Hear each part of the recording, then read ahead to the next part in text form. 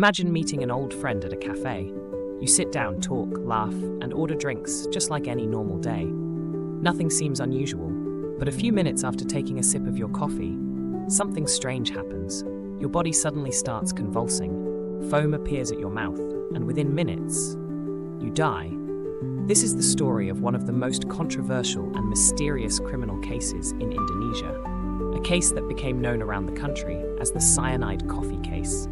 It all began on January 6, 2016. A woman named Mirna Salihin went to meet two of her friends at a cafe in Jakarta called Café Olivier, located inside the Grand Indonesia Mall.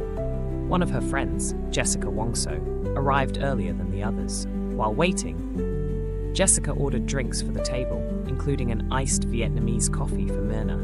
When Mirna finally arrived, the drinks were already placed on the table. The three women began chatting casually, just like any normal gathering between friends. But only moments after Mirna tasted the coffee, something felt wrong. Mirna reportedly said the coffee tasted very strange and unusually bitter. Within seconds, her condition began to change. Her face turned pale, her body began to stiffen. Then suddenly, she started having violent convulsions right there at the table.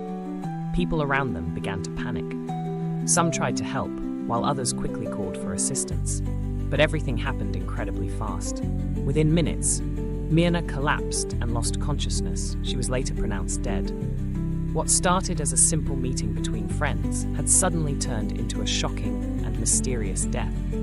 Authorities quickly began an investigation. One of the key pieces of evidence came from the cafe's CCTV cameras. The footage showed Jessica arriving earlier and sitting alone at the table. While waiting, she appeared to move several shopping bags and items on the table multiple times.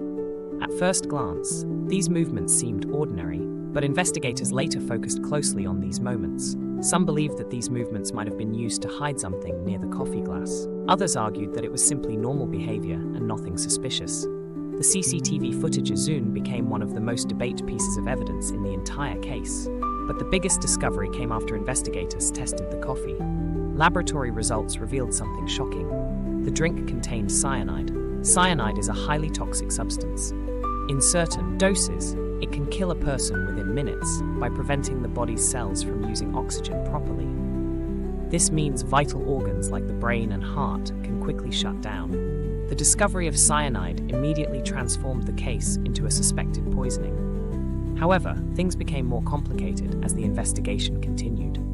During the trial, experts presented conflicting opinions. Some forensic experts stated that the amount of cyanide found was enough to cause Mirna's death. But other experts claimed the amount detected might not have been sufficient to kill someone. These disagreements sparked massive public debate. The case quickly became one of the most talked about trials in Indonesia. News channels followed every detail.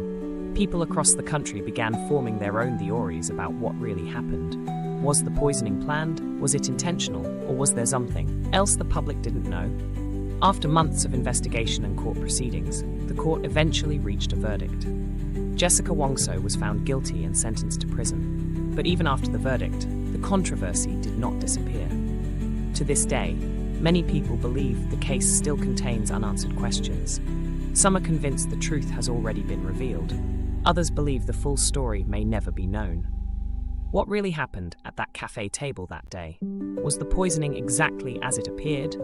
Or are there still hidden details?